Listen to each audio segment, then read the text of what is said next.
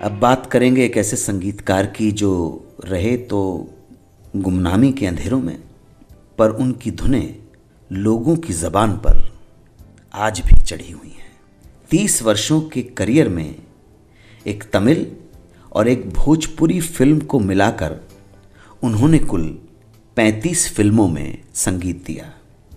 उनके संगीत को राष्ट्रीय पुरस्कार भी मिला, मगर वो नाम, वो सम्मान नहीं मिल पाया जो आजकल के कुछ लोगों को केवल एक फिल्म के हिट होने से मिल जाता है। वो मान और सम्मान, वो प्रतिष्ठा नहीं मिल पाई जिसके वो हकदार थे, जैसे वो डिजर्व करते थे। मेरे मेहरबान दोस्तों, मैं बात कर रहा हूं ग्रेट जीनियस संगीतकार जनाब गुलाम मोहम्मद साहब की।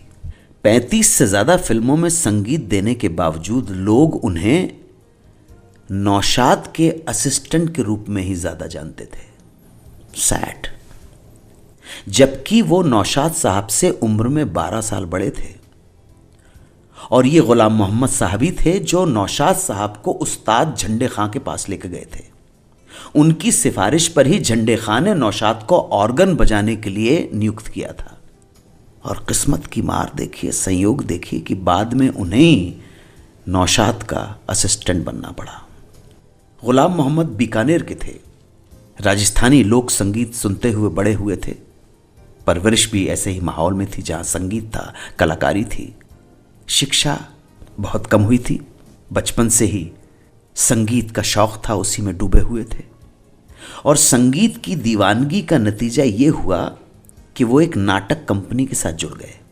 यहाँ जो भी काम मिला करते रहे, जो भी साज मिला उसे बजाने लगे।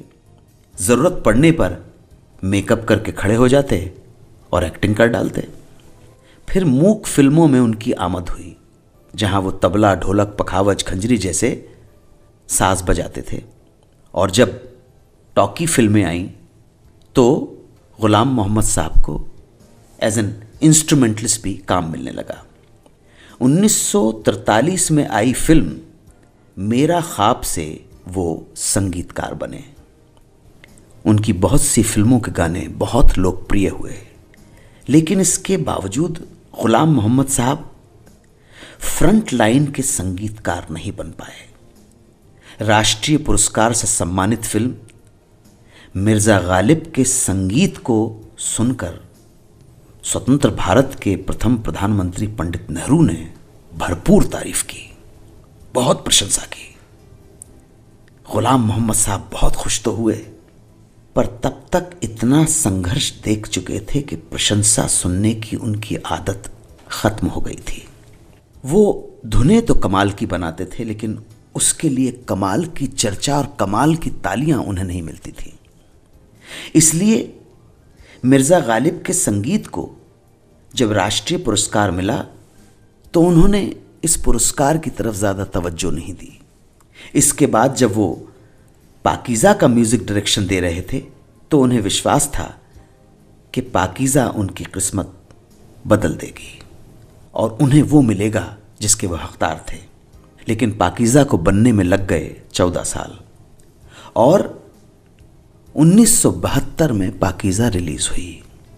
पाकीज़ा के गाने भी सुपर डुपर हिट हो गए, लेकिन कामयाबी जिसके वह हकदार थे उसे देखना गुलाम मोहम्मद साहब की किस्मत में नहीं था।